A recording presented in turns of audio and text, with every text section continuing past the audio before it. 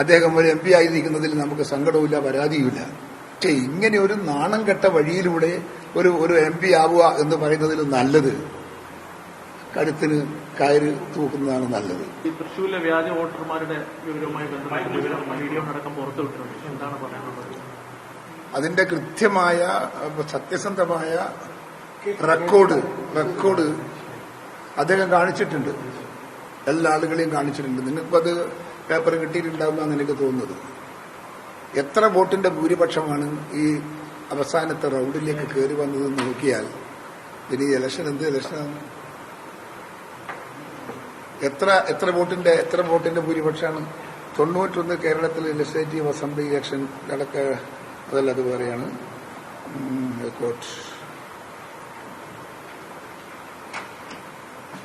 62,318 vote മാത്രമാണ് 2019 തെരഞ്ഞെടുപ്പിൽ തൃശ്ശൂർ കിട്ടിയത്. പക്ഷേ അവസാനം എന്ത് കിട്ടിയെന്ന് വെച്ചാൽ അവസാനത്തെ തെരഞ്ഞെടുപ്പിന്റെ അകത്ത് 1,46,556 വോട്ട് കിട്ടി എന്നതാണ് കണക്ക്.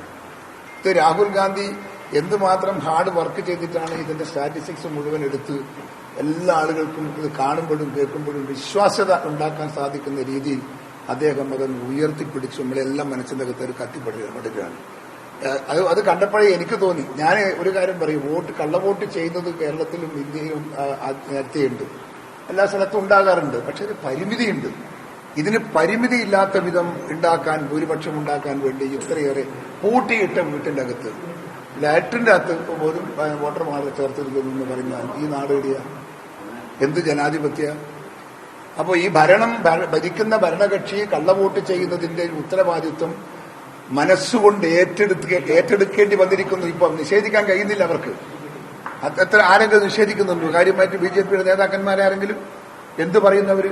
രാഹുൽ ഗാന്ധിയോട് പറഞ്ഞ് ശരിയല്ല, തെറ്റാണ് എന്ന് നെഞ്ഞത്ത് കൈവച്ച് പറയാൻ ഒരു BJP നേതാവുണ്ടോ? എന്തുകൊണ്ടാ? മനസ്സാക്ഷി കുത്തുകൊണ്ടാണ്. അതുകൊണ്ട് തന്നെ ഇത് ഒരു ആദ്യത്തെ സംഭവമാണ്.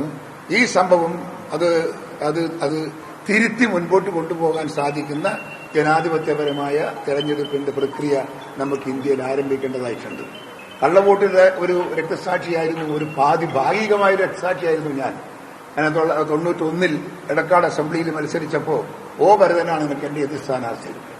ആ ഭരതന്റെ സ്ഥാനാർത്ഥിത്വം ഭരതൻ ജയിച്ചു. ഭരതന്റെ വോട്ട് കൂടി ഞാനിത് കോടതിയിൽ പോയിട്ട് ഹൈക്കോടതിയിൽ പോയി, സുപ്രീം കോടതി വരെ അവര് പോയി. അവസാനം ഞാൻ ജയിച്ചതായി കോടതി പ്രഖ്യാപിച്ചിട്ടാണ് ഞാൻ ആദ്യം MLA ആവുന്നത് കേരളത്തിലെ നിയമസഭയിൽ. അത് എന്റെ ഒരു അനുഭവമാണ്.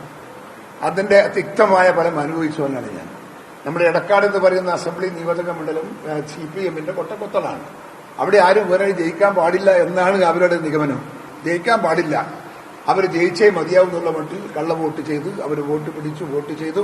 അവസാനം അത് കോടതിയിലെത്തിയപ്പോൾ ഇതെല്ലാം പ്രൂവ് ചെയ്യാൻ എനിക്ക് സാധിച്ചു എന്നതാണ് ആ തെരഞ്ഞെടുപ്പിലുണ്ടായിരുന്ന അവസാനത്തെ അതിന്റെ തീർപ്പ്.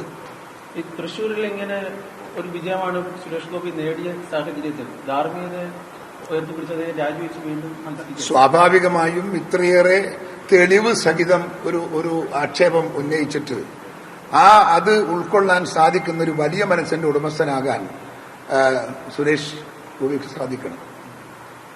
കേരളത്തിലുള്ള സ്ഥലത്ത് സാധിക്കണം. അദ്ദേഹം അത് ആലോചിക്കണമെന്നാണ് ഞാൻ പറയുന്നത്. ഇപ്പം നമുക്ക് അദ്ദേഹത്തോട് വേറെ വെറുപ്പും വിദ്വേഷമൊന്നുമില്ല. അദ്ദേഹം ഒരു MP ആയിരിക്കുന്നതിൽ നമുക്ക് സങ്കടവുമില്ല, പരാതിയുമില്ല. പക്ഷെ ഇങ്ങനെ ഒരു നാണം കെട്ട വഴിയിലൂടെ ഒരു MP ആവുക എന്ന് പറയുന്നതിൽ നല്ലത് കഴുത്തിന് കയറ് തൂക്കുന്നതാണ് നല്ലത്. നേമത്തെ വിജയം അങ്ങനത്തെ ഒരു കൃത്രിമത്വം നടന്നിട്ടുണ്ടെന്ന് കരുതുന്നുണ്ടോ? നേമത്ത് അതിപ്പോ ഇതിന് കിട്ടിയ പോലത്തെ തെളിവ് എവിഡൻസും അതിനകത്ത് വന്നില്ല. അതിനകത്ത് യാഥാർത്ഥ്യം ഉണ്ടെന്നാണ് എല്ലാവരും പറയുന്നതും നോക്കുന്നതും ഒക്കെ. പക്ഷെ ഇതുപോലെ റെക്കോർഡിക്കലായി ഇത്രയും നല്ല ഒരു എവിഡൻസ് ഉണ്ടാക്കിയെടുത്തത് ഇതാണ് ഏറ്റവും നമ്മുടെ കേരളത്തിനെ സംബന്ധിച്ചിടത്തോളം തൃശ്ശൂർ ഇതാണ് ഏറ്റവും വലുത്. അതെന്തുകൊണ്ടാണെന്നറിയാമോ? തൃശ്ശൂർ എന്ന് പറയുന്നത് ഒരു കോൺഗ്രസിന്റെ ഒരു കൊട്ടക്കൊത്തളാണ്. ഇത്രയേറെ ഭൂരിപക്ഷം കിട്ടാനും ഒരു സ്ഥാനാർത്ഥി പുറത്തുനിന്ന് വന്ന് മത്സരിച്ചിട്ട് ഇത്രയധികം വോട്ട് കിട്ടാനും അത് അസാധ്യമാണ് എന്ന ചിന്തയിൽ നിന്നാണ് അതിനെക്കുറിച്ചുള്ള പഠനത്തിന് തുടക്കം കുറിച്ചത്. അതിന്റെ റിസൾട്ടാണ് അവസാനം കിട്ടിയത്, നടന്നിരിക്കുന്നു. ഇത്ര വോട്ടിന്റെ എണ്ണം പറഞ്ഞിട്ടാണ്. എണ്ണം പറഞ്ഞിട്ടാണ് രാഹുൽ ഗാന്ധിയെ കണക്ക് കാണിച്ചിരിക്കുന്നത്. എനിക്കത് അത്ഭുതപ്പെടുകയാണ്. രാഹുൽ ഗാന്ധിയെ പോലത്തെ ഒരാൾ ഇങ്ങനെ ഒരു കണക്ക് ശാസ്ത്രീയമായി സയന്റിഫിക്കായി ഇതെല്ലാം പ്രൂവ് ചെയ്യാൻ വേണ്ടി സാധിച്ച ഏക രാഷ്ട്രീയ നേതാവ് ദേശീയ തലത്തിൽ രാഹുൽ ഗാന്ധിയാണ്. അദ്ദേഹത്തെ വണങ്ങണം. അദ്ദേഹത്തെ ഇന്ത്യയുടെ ഏറ്റവും നല്ല കരുത്തനായ ജനാധിപത്യ നേതാവായി അദ്ദേഹത്തെ കാണണമെന്നാണ് ഞങ്ങൾക്ക്. തെളിവുകളെല്ലാം പുറത്തു വന്ന സാഹചര്യത്തിൽ സുരേഷ് ഗോപിയുടെ രാജി എന്നുള്ള ഒരു ആവശ്യവുമായി ശക്തമായ ഒരു അത് പറയാതെ തന്നെ അദ്ദേഹം സ്വയം ഏറ്റെടുക്കണമെന്നാണ് ഞാൻ പറയാ. ഇത്രയൊക്കെ തെളിവുകൾ വന്ന സ്ഥിതിക്ക് ഇനി ഞാനിതിനകത്ത് ഇരിക്കുന്നതിൽ ശരിയല്ല എന്ന് പറഞ്ഞിട്ട് ജനത്തിന്റെ മുമ്പിൽ ക്ഷമാപൂർവ്വം അദ്ദേഹം അത് രാജിവെച്ചിട്ട് പോകണമെന്നാണ് ഞങ്ങൾക്ക് പറയാനുള്ളത്. നേതാക്കൾ പറയുന്നത് ഈ ആമയും മുയലും ഓടുന്നു, അതിൽ ആമ ഉറങ്ങിപ്പോയി, മുയൽ ജയിച്ചിട്ട് എന്താ കാര്യം? അതായത് കോൺഗ്രസ് എടുക്കേണ്ട സമയത്ത് പണി എടുത്തില്ലല്ലോ എന്നാ ചോദിക്കുന്നത്. ഇത് രേഖ കിട്ടുന്ന ഒരു സമയം ഉണ്ടായിരുന്നല്ലോ ഇലക്ഷന് മുമ്പ്, അപ്പൊ ഇതൊക്കെ നോക്കേണ്ടിയിരുന്നില്ല എന്നാ ചോദിക്കുന്നത്. അത് എല്ലാ സമയത്തും എല്ലാ കാലത്തും എല്ലാ ആളുകളും അതൊക്കെ തോന്നണ്ട. ഓരോ സമയത്ത് വരുന്ന നേതാക്കന്മാരുടെ കഴിവും കാഴ്ചപ്പാടുമാണ് ഇത്തരം റിസൾട്ട് ഉണ്ടാക്കുന്നത്. രാഹുൽ ഗാന്ധിന്റെ കാഴ്ചപ്പാട് നമുക്ക് ഉണ്ടായിട്ടില്ല. അപ്പൊ ഞാനൊരു കാര്യം പറയട്ടെ. ഞാൻ വർഷങ്ങൾക്ക് മുമ്പ്, എനിക്ക് തോന്നുന്നു 10 വർഷത്തിന് മുമ്പ്, ഞാൻ നമ്മുടെ ചിദംബരവുമായിട്ട് ഞാൻ ചെറിയ വാക്ക് തർക്കം ഉണ്ടായിട്ടുണ്ട്. ഞാൻ പറഞ്ഞിരുന്നു ഇതുപോലെ കള്ളവോട്ട് നടക്കുന്നുണ്ട്, അത് ഉണ്ട് എന്ന് തെളിയിക്കാൻ അതിന് പറ്റുന്ന ഒരു ടീം എന്റെ കയ്യിലുണ്ട്. അവർ വന്ന് കാണിച്ചു തരാൻ തയ്യാറാണ്. ചിദംബരം സാർ നേതാക്കന്മാരോട് പറയണം എന്ന് പറഞ്ഞപ്പോൾ പുള്ളി അത് റിജക്ട് ചെയ്തു. പറ്റില്ല എന്ന് പറഞ്ഞ് റിജക്ട് ചെയ്തു. ഇപ്പം അത് യാഥാർത്ഥ്യമാണെന്ന് അദ്ദേഹത്തിന് തോന്നുന്നുണ്ടാവും. CPM-ന്റെ ഭാഗത്തുനിന്ന് കള്ളവോട്ട് ഉണ്ടോ?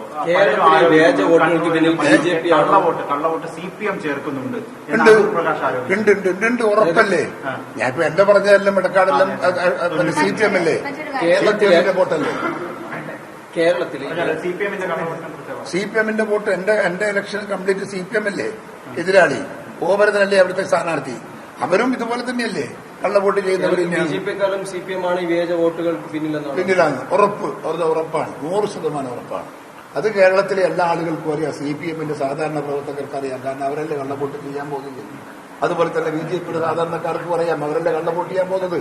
അപ്പൊ സ്വാഭാവികമായും ഇവിടെ ഇത് സത്യസന്ധമായ ഒരു ആക്ഷേപമായി, ആരോപണമായി ഇതിനെ കാണാൻ ഈ രാജ്യത്തെ ജനാധിപത്യ മതേതര ശക്തിക്ക് സാധിക്കണമെന്നാണ് ഞങ്ങൾ.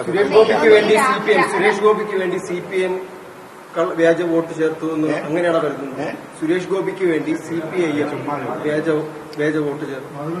അതല്ല, അത് പറഞ്ഞിട്ടില്ല. ഞാൻ പറഞ്ഞു BJP-ക്കാര് തന്നെ ഉണ്ടാക്കിയ വോട്ട്, അതാണ് സുരേഷ് ഗോപിയുടെ വോട്ട്. രാഹുൽ ഗാന്ധി ഈ ആരോപണങ്ങളൊക്കെ ഉയർത്തുന്ന ഘട്ടത്തില് ഈ കർണാടകയിലെ തന്നെ കോൺഗ്രസിന്റെ ഒരു മന്ത്രി അതിനൊരു ഭിന്നാഭിപ്രായമായി രംഗത്ത് വന്നിട്ടുണ്ട്. അതായത് കോൺഗ്രസിന്റെ കാലത്താണ് ഈ വോട്ടർ പട്ടികയിൽ ഇത്തരം ക്രമക്കേടുകൾ ഉണ്ടായിട്ടുള്ളതെങ്കിൽ അന്ന് എന്തുകൊണ്ട് പരിശോധിച്ചില്ല എന്നൊരു ചോദ്യമാണ് കർണാടകയിലെ. അത് നമ്മളാ ചെയ്യേണ്ടത്. അതിന് ആക്ഷേപമുള്ള പരാജയമുള്ള കുട്ടികളെ ചെയ്യേണ്ടത്. ആരെങ്കിലും ചെയ്തോ ഇത് പബ്ലിക്കിൽ പറയോ? ഇല്ല. അപ്പൊ കോൺഗ്രസ് ചെയ്തിട്ടുണ്ടെങ്കിൽ അവർ കണ്ടുപിടിക്കട്ടെ, അവർ കണ്ടുപിടിച്ചോട്ടെ. നമ്മളതിനെടുക്കാൻ തയ്യാറാണ്.